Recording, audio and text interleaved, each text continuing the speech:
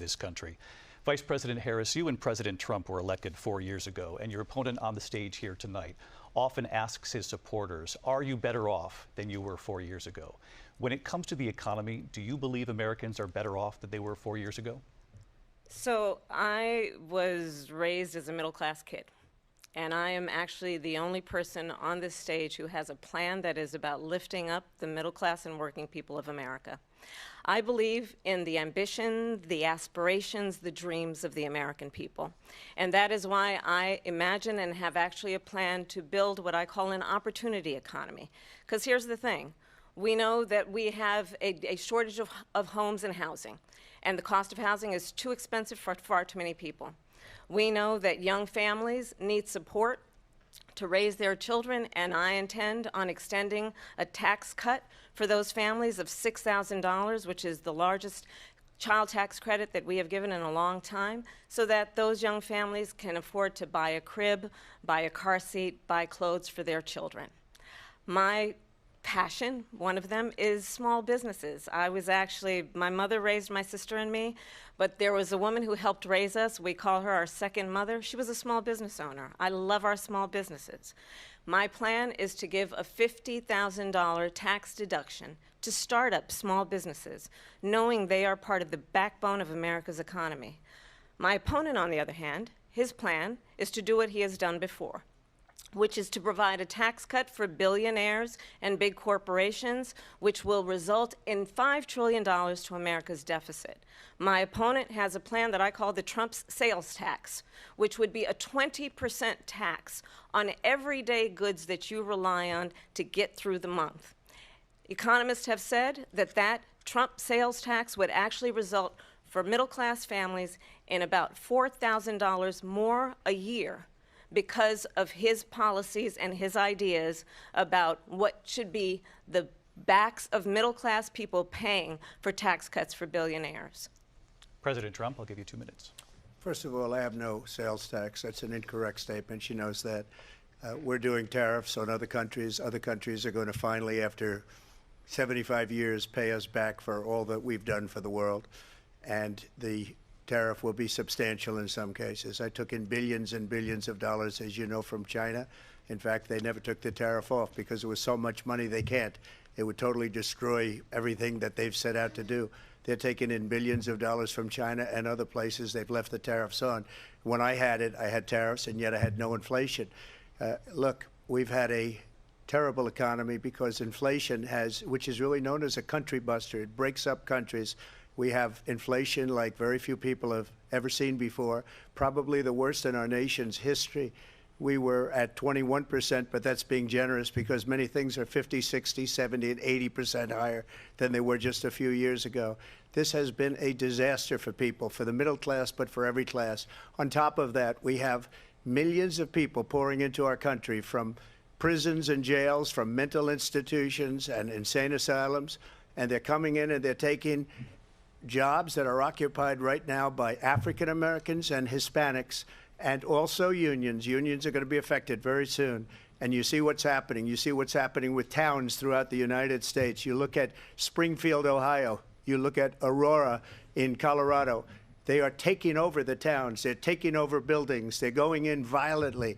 These are the people that Xi and Biden led into our country, and they're destroying our country. They're dangerous. They're at the highest level of criminality, and we have to get them out. We have to get them out fast. I created one of the greatest economies in the history of our country. I'll do it again and even better. We are going to get to immigration and border security during this debate, but I would like to let Vice President Harris respond on the economy here. Well, I would love to. Let's talk about what Donald Trump left us. Donald Trump left us the worst unemployment since the Great Depression. Donald Trump left us the worst public health epidemic in a century. Donald Trump left us the worst attack on our democracy since the Civil War. And what we have done is clean up Donald Trump's mess. What we have done and what I intend to do is build on what we know are the aspirations and the hopes of the American people. But I'm going to tell you all in this debate tonight, you're going to hear from the same old tired playbook a bunch of lies, grievances, and name-calling. What you're going to hear tonight is a detailed and dangerous plan called Project 2025 that the former president intends on implementing if he were elected again.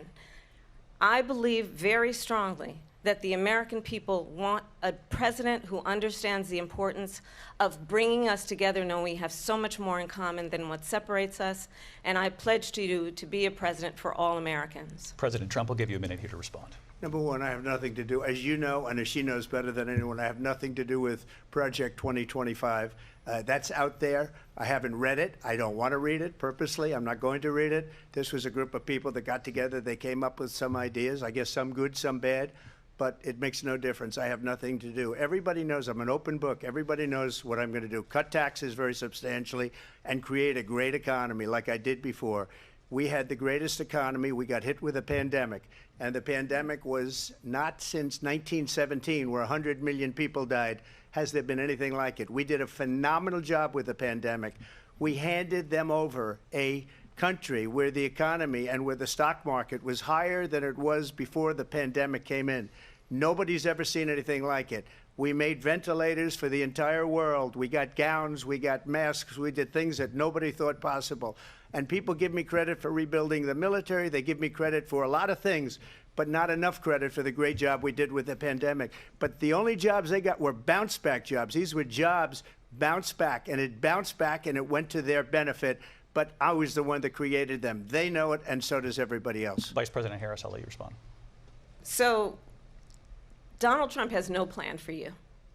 And when you look at his economic plan, it's all about tax breaks for the richest people. I am offering what I describe as an opportunity economy, and the best economists in our country, if not the world, have reviewed our relative plans for the future of America. What Goldman Sachs has said is that Donald Trump's plan would make the economy worse, mine would strengthen the economy. What the Wharton School has said is Donald Trump's plan would actually explode the deficit. 16 Nobel laureates have described his economic plan as something that would increase inflation and by the middle of next year would invite a recession. You just have to look at where we are and where we stand on the issues. And I'd invite you to know that Donald Trump actually has no plan for you because he is more interested in defending himself than he is in looking out for you. That's just a soundbite. They gave her that to say.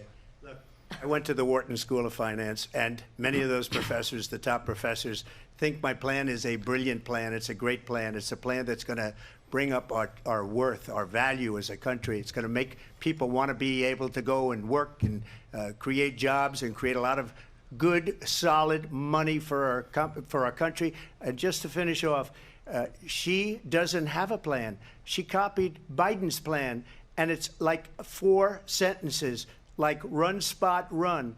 4 sentences that are just, oh, we'll try and lower taxes.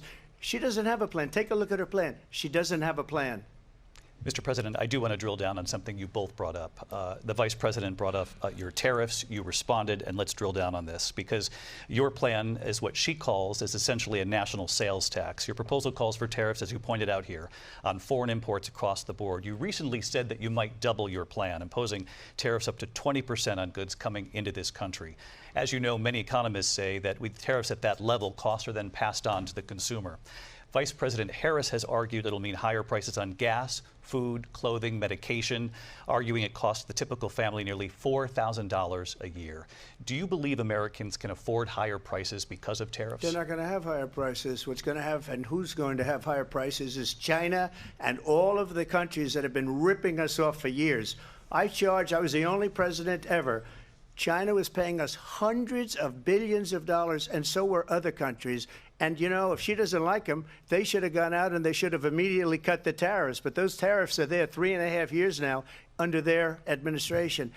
We are going to take in billions of dollars, hundreds of billions of dollars. I had no inflation, virtually no inflation. They had the highest inflation perhaps in the history of our country because I've never seen a worse period of time. People can't go out and buy cereal or bacon or eggs or anything else. The people of our country are absolutely dying with what they've done. They've destroyed the economy. And all you have to do is look at a poll. The polls say 80 and 85 and even 90% that the Trump economy was great, that their economy was terrible. Vice President Harris, I do want to ask for your response, and you heard what the president said there, because the Biden administration did keep a number of the Trump tariffs in place. So how do you respond?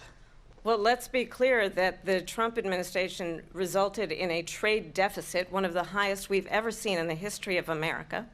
He invited trade wars. You want to talk about his deal with China? What he ended up doing is, under Donald Trump's presidency, he ended up selling American chips to China to help them improve and modernize their military, basically sold us out, when a policy about China should be in making sure the United States of America wins the competition for the 21st century, which means focusing on the details of what that requires, focusing on relationships with our allies, focusing on investing in American-based technology so that we win the race on AI, on quantum computing, focusing on what we need to do to support America's workforce so that we don't end up having, on the short end of the stick, in terms of workers' rights. But what Donald Trump did, let's talk about this, with COVID, is he actually thanked President Xi for what he did during COVID. Look at his tweet. Thank you, President Xi, exclamation point, when we know that Xi was responsible for lacking and not giving us transparency about the origins of COVID. President Trump, I'll let you respond. First of all, they bought their chips from Taiwan. We hardly make chips anymore because of philosophies like they have and policies like they have. I don't say her because she has no policy. Everything that she believed 3 years ago and 4 years ago is out the window. She's going to my philosophy now. In fact, I was going to send her a MAGA hat. She's gone to my philosophy. But if she ever got elected, she'd change it. And it will be the end of our country. She's a Marxist. Everybody knows she's a Marxist. Her father's a Marxist professor in economics, and he taught her well. But when you look at what she's done to our country, and when you look at these millions and millions of people that are pouring into our country monthly, where it's, I believe, 21 million people, not the 15 that people say, and I think it's a lot higher than the 21. That's bigger than New York State pouring in. And just look at what they're doing to our country. They're criminals. Many of these people coming in are criminals. And that's bad for our economy, too. You know, you mentioned before, we'll talk about immigration later. Well, bad immigration is the worst thing that can happen to our economy. They have, and she has, destroyed our country with policy that's insane. Almost policy that you'd say they have to hate our country. President Trump, thank you. Lindsay? I want to turn to the issue of abortion. President Trump, you've often touted that you were able to kill Roe v. Wade. Last year, you said that you were proud to be the most pro-life president in American history. Then last month, you said that your administration would be great for women and their reproductive rights. In your home state of Florida, you surprised many with regard to your 6-week abortion ban, because you initially had said that it was too short. And you said, quote, I'm going to be voting that we need more than 6 weeks. But then the very next day, you reversed course and said you would vote to support the 6-week ban.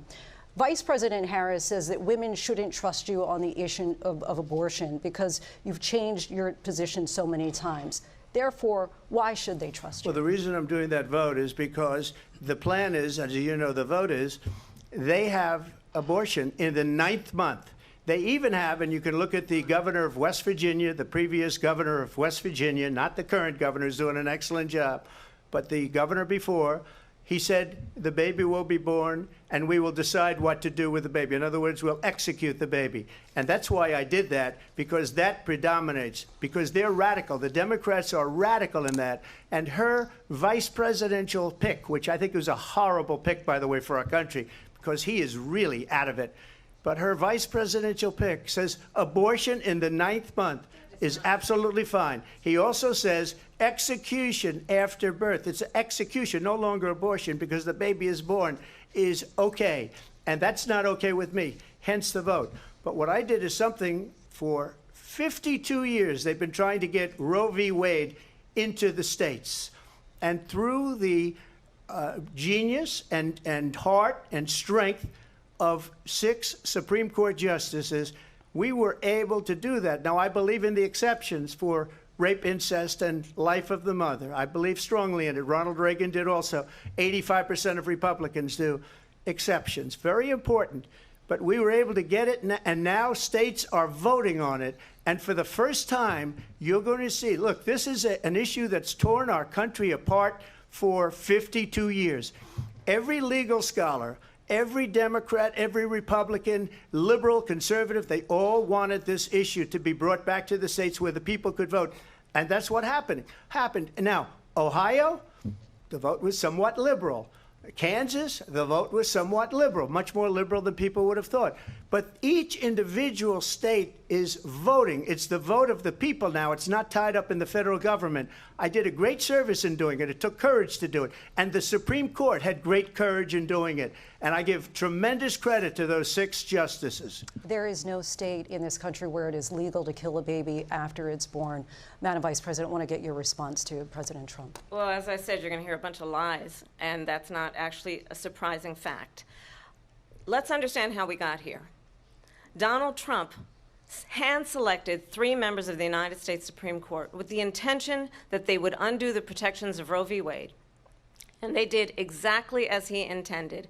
And now in over 20 states, there are Trump abortion bans, which make it criminal for a doctor or nurse to provide health care. In one state, it provides prison for life. Trump abortion bans that make no exception even for rape and incest, which understand what that means. A survivor of a crime of violation to their body does not have the right to make a decision about what happens to their body next. That is immoral. And one does not have to abandon their faith or deeply held beliefs to agree. The government, and Donald Trump certainly, should not be telling a woman what to do with her body. I have talked with women around our country. You want to talk about this is what people wanted? Pregnant women who want to carry a pregnancy to term, suffering from a miscarriage, being denied care in an emergency room because the healthcare providers are afraid they might go to jail, and she's bleeding out in a car in the parking lot. She didn't want that. Her husband didn't want that. A 12 or 13-year-old survivor of incest being forced to carry a pregnancy to term. They don't want that. And I pledge to you, when Congress passes a bill to put back in place the protections of Roe v. Wade, as President of the United States, I will proudly sign it into law. But understand, if Donald Trump were to be reelected, he will sign a national abortion ban. Understand, in his Project 2025, there would be a national abortion, a monitor that would be monitoring your pregnancies, your miscarriages. I think the American people believe that certain freedoms, in particular the freedom to make decisions about one's own body, should not be made by the government. Thank you, Vice President Harris. Well, there she goes again. It's a lie. I'm not signing a ban, and there's no reason to sign a ban, because we've gotten what everybody wanted. Democrats, Republicans, and everybody else, and every legal scholar wanted it to be brought back into the states. And the states are voting, and it may take a little time. But for 52 years, this issue has torn our country apart, and they've wanted it back in the states. And I did something that nobody thought was possible. The states are now voting. What she says is an absolute lie.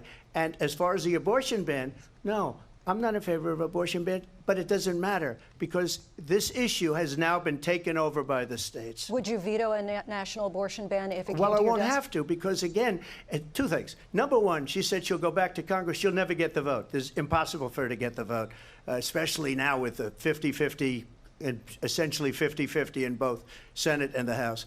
She's not going to get the vote. She can't get the vote. She won't even come close to it. So it's just talk. You know what it reminds me of? When they said they're going to get student loans terminated, and it ended up being a total catastrophe. The student loans, and then her, I think probably her boss, if you call him a boss, he spends all his time on the beach. But look, her boss went out and said, we'll do it again. We'll do it a different way. And he went out, got rejected again by the Supreme Court. So all these students got taunted with this whole thing about this whole idea. And how unfair that would have been. Part of the reason they lost. to the millions and millions of people that had to pay off their student loans. They didn't get it for free. But they were saying it's the same way that they talked about that they talk about abortion. But if I could just get a yes or no, because your running mate, J.D. Vance, has said that you would veto it if it did come to your desk. Well, I didn't discuss it with J.D. In all fairness, J.D., and I don't mind if he has a certain view, but I think he was speaking for me, but I really didn't. Look, we don't have to discuss it because she'd never be able to get it, just like she couldn't get student loans. They couldn't get student loans. They didn't even come close to getting student loans. They taunted young people and a lot of other people that had loans.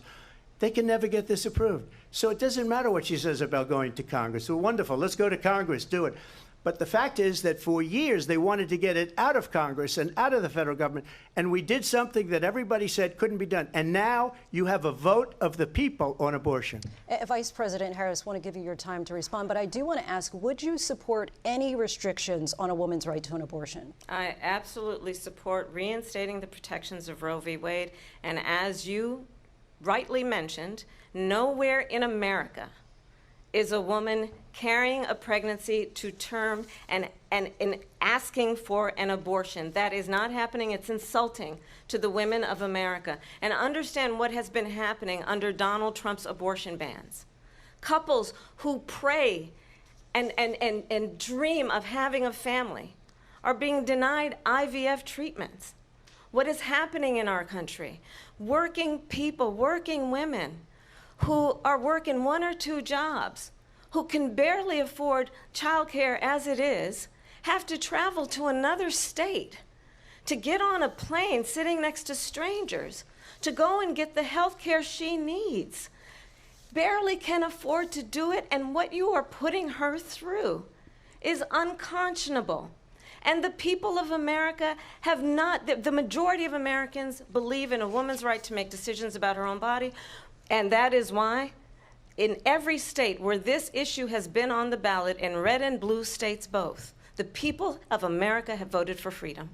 Vice President Harris, Excuse me, I have you. to respond. Another lie. It's another lie. I have been a leader on IVF, which is fertilization. The IVF, I have been a leader.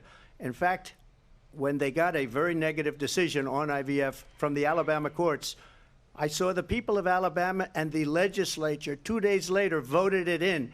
I've been a leader on it. They know that, and everybody else knows it. I have been a leader on fertilization, IVF. And the other thing, you should ask, will she allow abortion in the 8th month, 9th month, 7th month? Come on. Okay, would you do that?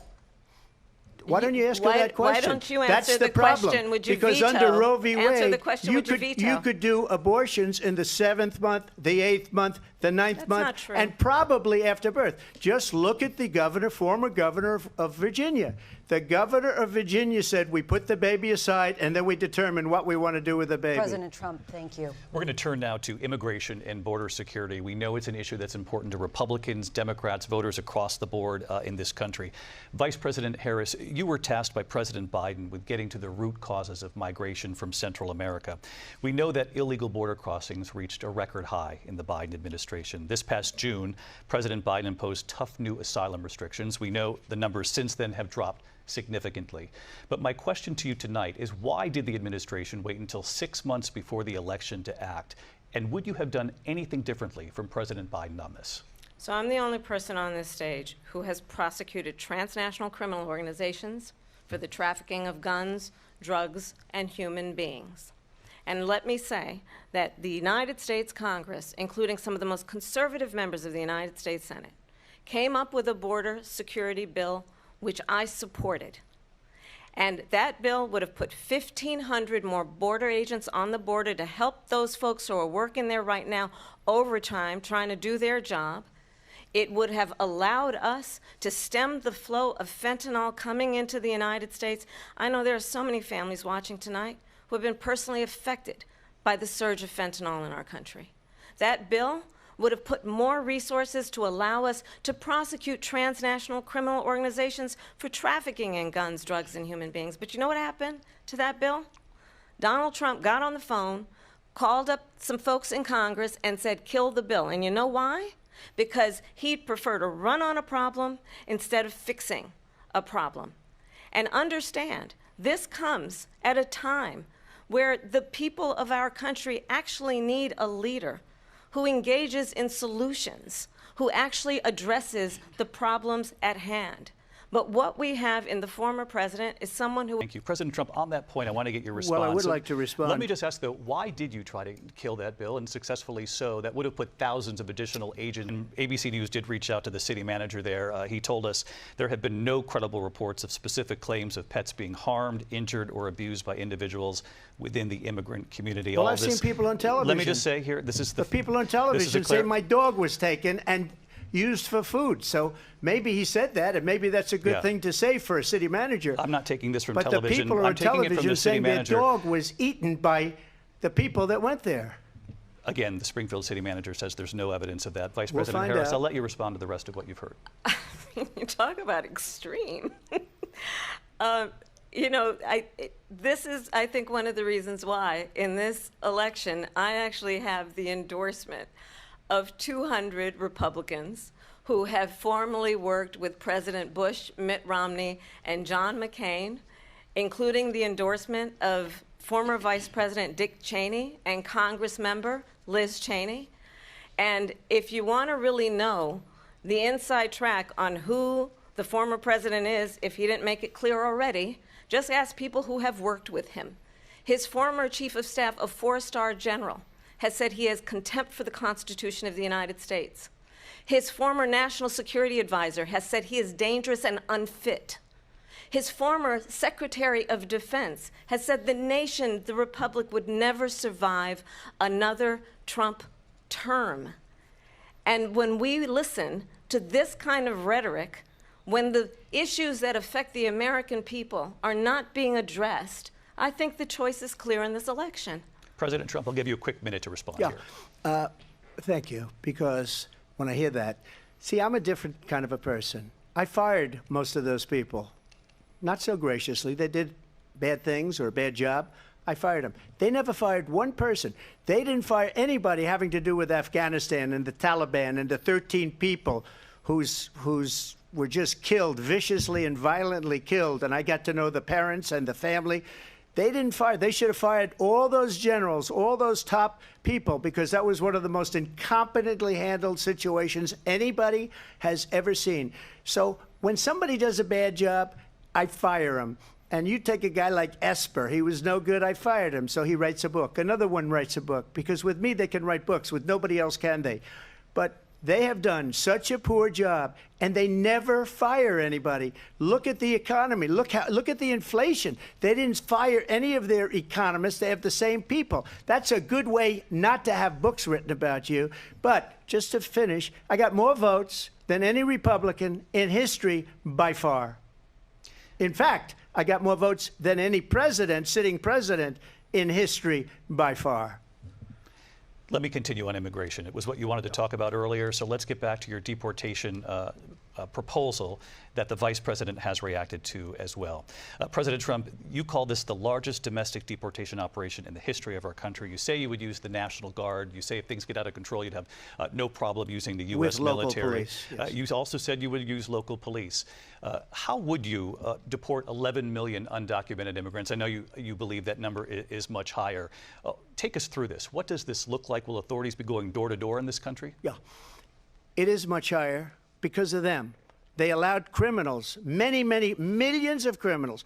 They allowed terrorists. They allowed common street criminals. They allowed people to come in, drug dealers, to come into our country. And they're now in the United States and told by their countries like Venezuela, don't ever come back or we're going to kill you. Do you know that crime in Venezuela and crime in countries all over the world is way down? You know why? Because they've taken their criminals off the street and they've given them to her to put into our country. And this will be one of the greatest mistakes in history for them to allow.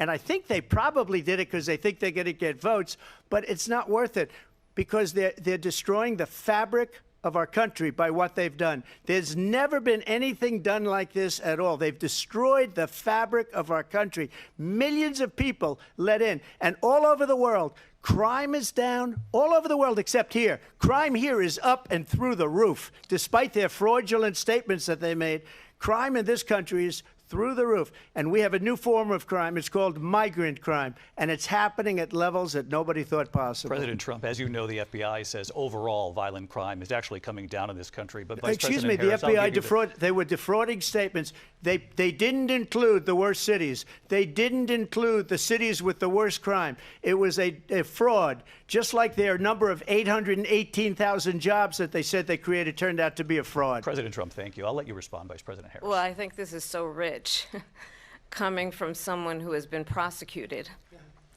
for national security crimes, economic crimes, election interference, has been found liable for sexual assault, and his next big court appearance is in November at his own criminal sentencing. And let's be clear where each person stands on the issue of what is important about respect for the rule of law and respect for law enforcement. The former vice president called for defunding federal law enforcement, 45,000 agents, get this, on the day after he was arraigned on 34 felony counts. So let's talk about what is important in this race. It is important that we move forward, that we turn the page on this same old tired rhetoric and address the needs of the American people, address what we need to do about the housing shortage, which I have a plan for, address what we must do to support our small businesses, address bringing down the price of groceries. But frankly, the American people are exhausted with this same old tired playbook. Vice President Harris, thank you. Excuse me. Every one of those cases was started by them against their political opponent. And I'm winning most of them, and I will win the rest on appeal. And you saw that with the decision that came down just recently from the Supreme Court. I'm winning most of them. But those are cases, it's called weaponization. Never happened in this country. They weaponized the Justice Department. Every one of those cases was involved with the DOJ, from Atlanta and Fani Willis to the Attorney General of New York and the DA in New York. Every one of those cases. And then they say, oh, he's a criminal. They're the ones that made them go after me. By the way, Joe Biden was found essentially guilty on the documents case. And what happened in my documents case? They said, oh, that's the toughest of them all. A complete and total victory. 2 months ago, it was thrown out. It's weaponization, and they used it, and it's never happened in this country. They used it to try and win an election. They're fake cases. President Trump, thank you. A really quick response here, Vice President Harris, on this notion of weaponization of the Justice Department. Well, let's talk about extreme and understand the context in which this election in 2024 is taking place. The United States Supreme Court recently ruled that the former president would essentially be immune from any misconduct if he were to enter the White House again. Understand, this is someone who has openly said he would terminate, I'm quoting, terminate the Constitution of the United States, that he would weaponize the Department of Justice against his political enemies. Someone who has openly expressed disdain for members of our military. Understand what it would mean if Donald Trump were back in the White House with no guardrails, because certainly we know now the court won't stop him. We know J.D. Vance is not going to stop him. It's up to the American people Vice President to stop Harris, him. Thank you. Lindsay? Vice President Harris, in your last run for president. This is the one that weaponized, not me. She weaponized. I probably took a bullet to the head because of the things that they say about me. They talk about democracy. I'm a threat to democracy. They're the threat to democracy with a fake Russia investigation that went nowhere. We have a lot to get to. Lindsay? Vice President Harris, in your last run for president, you said you wanted to ban fracking. Now you don't. You wanted mandatory government buyback programs for assault weapons. Now your campaign says you don't. You supported decriminalizing border crossings. Now you're taking a harder line. I know you say that your values have not changed. So then why have so many of your policy positions changed? So my values have not changed, and I'm going to discuss every one of at least every point that you've made. But in particular, let's talk about fracking, because we're here in Pennsylvania. I made that very clear in 2020. I will not ban fracking. I have not banned fracking as Vice President of the United States. And in fact, I was the tie-breaking vote on the Inflation Reduction Act, which opened new leases for fracking. My position is that we have got to invest in diverse sources of energy so we reduce our reliance on foreign oil. We have had the largest increase in domestic oil production in history because of an approach that recognizes that we cannot over-rely on foreign oil. As it relates to my values, let me tell you, I grew up a middle-class kid raised by a hardworking mother who worked and saved and was able to buy our first home when I was a teenager. The values I bring to the importance of home ownership, knowing not everybody got handed $400 million on a silver platter and then filed bankruptcy 6 times, is a value that I bring to my work to say we are going to work with the private sector and home builders to increase 3 million homes, increase by 3 million homes by the end of my first term. My work that is related to having a friend when I was in high school who was sexually assaulted by her stepfather. And my focus then on protecting women and children from violent crime is based on a value that is deeply grounded in the importance of standing up for those who are most vulnerable. My work that is about protecting Social Security and Medicare is based on long-standing work that I have done, protecting seniors from scams. My values have not changed. And what is important is that there is a president who actually brings values and a perspective that is about lifting people up and not beating people down and name-calling. The true measure of the leader is the leader who actually understands the strength is not in beating people down, it's in lifting people up. I intend to be that president. President Trump, your Well, response? first of all, I wasn't given $400 million. I wish I was. My father was a Brooklyn builder, Brooklyn, Queens, and a great father, and I learned a lot from him. But I was given a fraction of that, a tiny fraction, and I built it into many, many billions of dollars, many, many billions. And when people see it, they are even surprised. So we don't have to talk about that. Fracking, she's been against it for 12 years. Defund the police, she's been against that forever. She gave all that stuff up very wrongly, very horribly, and everybody's laughing at it, okay? They're all laughing at it. She gave up at least 12 and probably 14 or 15 different policies. Like, she was big on defund the police. In Minnesota, she went out, wait a minute, I'm talking now, if you don't mind, please. Does that sound familiar? She went out in Minnesota and wanted to let criminals that killed people, that burned down Minneapolis, she went out and raised money to get them out of jail. She did things that nobody would ever think of. Now she wants to do transgender operations on illegal aliens that are in prison. This is a radical left liberal that would do this. She wants to confiscate your guns, and she will never allow fracking in Pennsylvania. If she won the election, fracking in Pennsylvania will end on day one. Just to finish, one thing so important in my opinion. So I got the oil business going like nobody has ever done before. When they took over, they got rid of it, started getting rid of it, and the prices were going up the roof. They immediately let these guys go to where they were. I would have been 5 times, 4 times, 5 times higher, because you're talking about 3.5 years ago. They got it up to where I was because they had no choice, because the prices of energy were quadrupling and doubling. You saw what happened to gasoline. So they said, let's go back to Trump. But if she won the election, the day after that election, they'll go back to destroying our country, and oil will be dead, fossil fuel will be dead, we'll go back to windmills, and we'll go back to solar, where they need a whole desert to get some energy to come out. You ever see a solar plant? By the way, I'm a big fan of solar, but they take 400, 500 acres of desert President soil. Trump, we have a These lot are of not good issues things that for we the have to get environment, to. as We're she out of time. understands. Thank you. Lindsay, thank you. We have an election in just 56 days. And I want to talk about the peaceful transfer of power, which, of course, we all know is a cornerstone of our democracy, and the role of a president in a moment of crisis. Mr. President, on January 6th, you told your supporters to march to the Capitol. You said you would be right there with them. The country and the world saw what played out at the Capitol that day, the officers coming under attack. Aides in the West Wing say you watched it unfold on television off the Oval Office. You did send out tweets, but it was more than 2 hours before you sent out that video message telling your supporters to go home. Is there anything you regret about what you did on that day?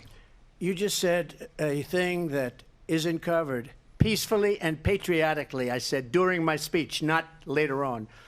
peacefully and patriotically.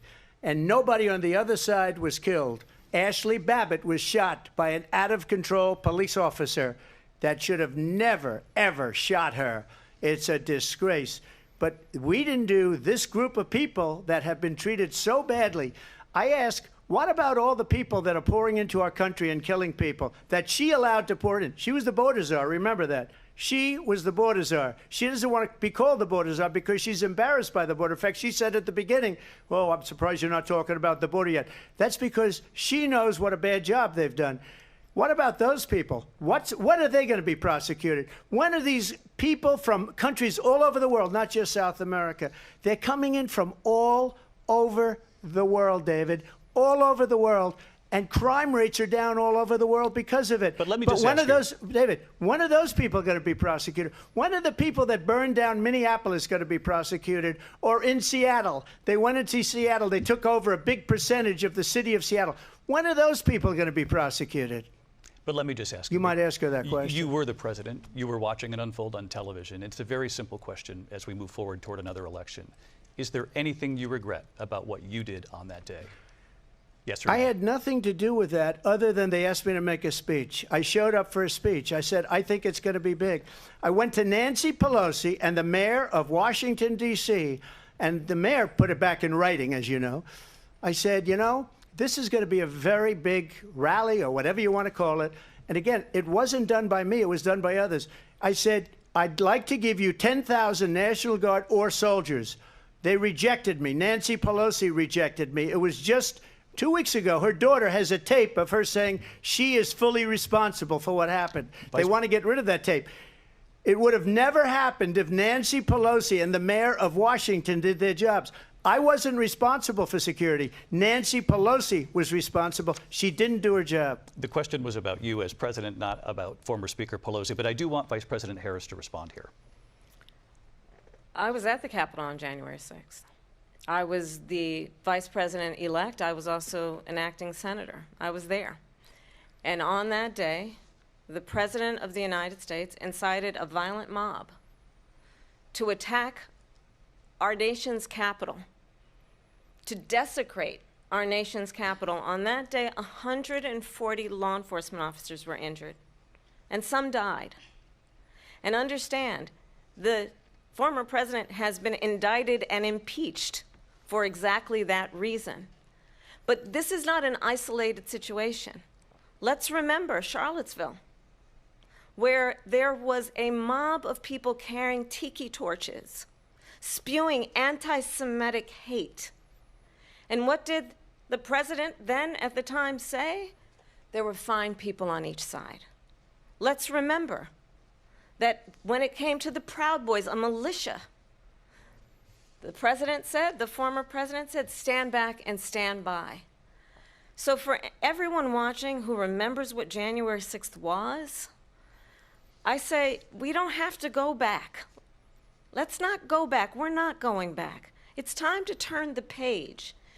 And if that was a bridge too far for you, well, there is a place in our campaign for you to stand for country, to stand for our democracy, to stand for rule of law, and to end the chaos, and to end the approach that is about attacking the foundations of our democracy because you don't like the outcome. And be clear on that point.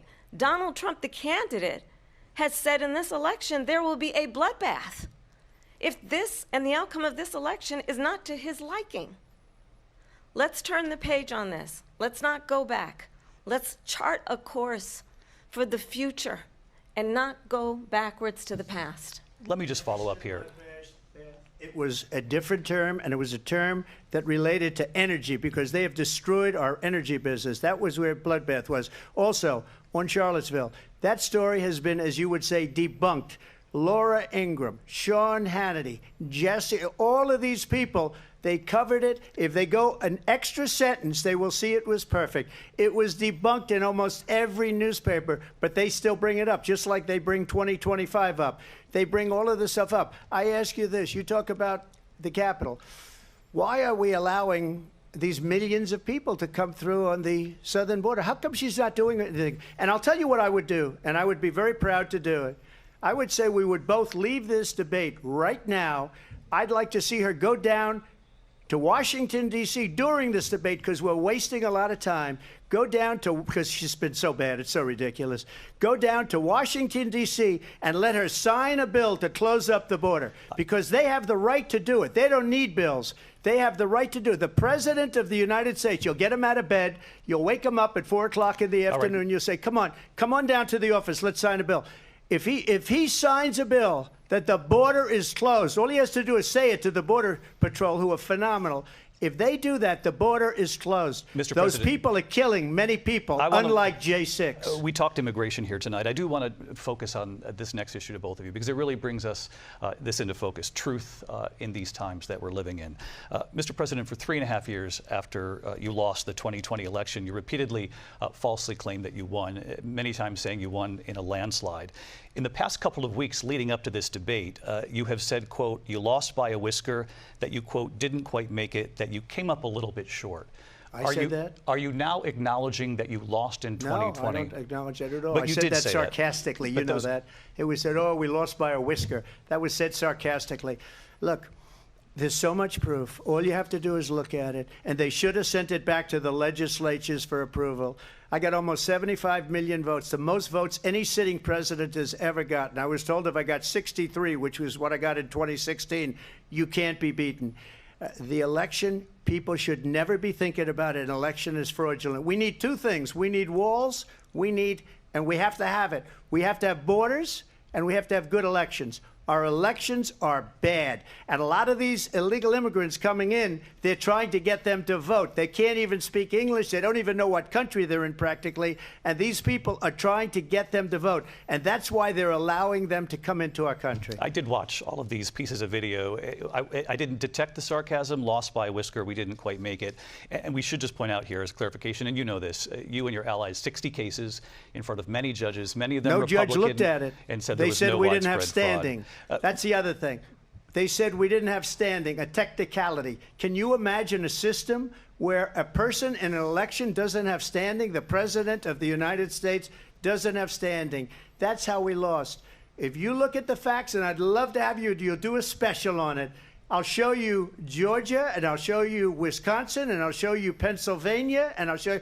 We have so many facts and statistics, but you know what? That doesn't matter, because we have to solve the problem that we have right now. That's old news. And the problem that we have right now is we have a nation in decline, and they have put it into decline. We have a nation that is dying, David. Mr. President, thank you. Vice President Harris, you heard the president there tonight. He said he didn't say that he lost by a whisker. So he still believes he did not lose the election that was won by President Biden and yourself. But I do want to ask you about something that's come up in the last couple of days. This was a post from President Trump about this upcoming election just weeks away. He said, when I win, those people who cheated, and then he lists donors, voters, election officials, he says will be prosecuted to the fullest extent of the law, which will include long-term prison sentences. One of your campaign's top lawyers responded saying, we won't let Donald Trump intimidate us. We won't let him suppress the vote. Is that what you believe he's trying to do here? Donald Trump was... And Biden put it back on day one, but he ended the XL pipeline. The XL pipeline in our country, he ended that. But he let the Russians build a pipeline going all over Europe and heading into Germany, the biggest pipeline in the world. Look, Viktor Orban said it. He said the most respected, most feared person is Donald Trump. We had no problems when Trump was president, but when this weak, pathetic man that you saw at a debate just a few months ago, that if he weren't in that debate, he'd be running instead of her. She got no votes. He got 14 million votes. What you did, you talk about a threat to democracy. He got 14 million votes, and they threw him out of office. And you know what? I'll give you a little secret. He hates her. He can't stand her. But he got 14 million votes. They threw him out. She got 0 votes. And when she ran, she was the first one to leave because she failed. and now she's running. I don't understand it, but Mr. I'm President, okay with it Mr. because President, your time is I think up. we're Thank going to you. do very well. We've got a lot more to get to. Turning now Yes. to the Israel-Hamas war and the hostages who are still being held, Americans among them. Vice President Harris, in December, you said, quote, Israel has a right to defend itself, but you added, quote, it matters how, saying international humanitarian law must be respected. Israel must do more to protect innocent civilians. You said that 9 months ago. Now an estimated 40,000 Palestinians are dead. Nearly 100 hostages remain. Just last week, Prime Minister Benjamin Netanyahu said there's not a deal in the making. President Biden has not been able to break through the stalemate. How would you do it? Well, let's understand how. President Trump, how would you negotiate with Netanyahu and also Hamas in order to get the hostages out and prevent the killing of more innocent civilians in Gaza? If I were president, it would have never started. If I were president, Russia would have never, ever, I know Putin very well, he would have never, and there was no threat of it either, by the way, for 4 years, have gone into Ukraine and killed millions of people when you add it up, far worse than people understand what's going on over there. But when she mentions about Israel, all of a sudden, she hates Israel. She wouldn't even meet with Netanyahu when he went to Congress to make a very important speech. She refused to be there because she was at a sorority party of hers. She wanted to go to the sorority party. She hates Israel. If she's president, I believe that Israel will not exist within 2 years from now. And I've been pretty good at predictions, and I hope I'm wrong about that one. She hates Israel. At the same time, in her own way, she hates the Arab population because the whole place is going to get blown up. Arabs, Jewish people, Israel will be gone. It would have never happened. Iran was broke under Donald Trump. Now Iran has $300 billion because they took off all the sanctions that I had. Iran had no money for Hamas or Hezbollah or any of the 28 different spheres of terror, and they are spheres of terror, horrible terror. They had no money. It was a big story, and you know it. You covered it very well, actually. They had no money for terror. They were broke. Now they're a rich nation, and now what they're doing is they're spreading that money around. Look at what's happening with the Houthis and Yemen. Look at what's going on in the Middle East. This would have never happened. I will get that settled and fast, and I'll get the war with Ukraine and Russia ended. If I'm president-elect, I'll get it done before even becoming president. Vice President Harris, he says you hate Israel. That's absolutely not true. I have my entire career and life supported Israel and the Israeli people. He knows that. He's trying to, again, divide and distract from the reality, which is it is very well known that Donald Trump is weak and wrong on national security and foreign policy. It is well known that he admires dictators, wants to be a dictator on day one, according to himself. It is well known that he said of Putin that he can do whatever the hell he wants and go into Ukraine. It is well known that he said when Russia went into Ukraine, it was brilliant. It is well known he exchanged love letters with Kim Jong-un. And it is absolutely well known that these dictators and autocrats are rooting for you to be president again because they're so clear. They can manipulate you with flattery and favors. And that is why so many military leaders who you have worked with have told me you are a disgrace. That is why we understand that we have to have a president who is not consistently weak and wrong on national security, including the importance of upholding and respecting in highest regard our military. Vice President Harris, thank you. They're the ones, and she's the one that caused it, that's weak on national security by allowing every nation last month for the year, 168 different countries sending people into our country. Their crime rates are way down. Putin endorsed her last week, said, I hope she wins. And I think he meant it, because what he's gotten away with is absolutely incredible. It wouldn't have happened with me. The leaders of other countries think that they're weak and incompetent, and they are. They're grossly incompetent. And I just ask one question. Why does Biden go in and kill the Keystone Pipeline and approved the single biggest deal that Russia's ever made, Nord Stream 2, the biggest pipeline anywhere in the world going to Germany and all over Europe, because they're weak and they're ineffective.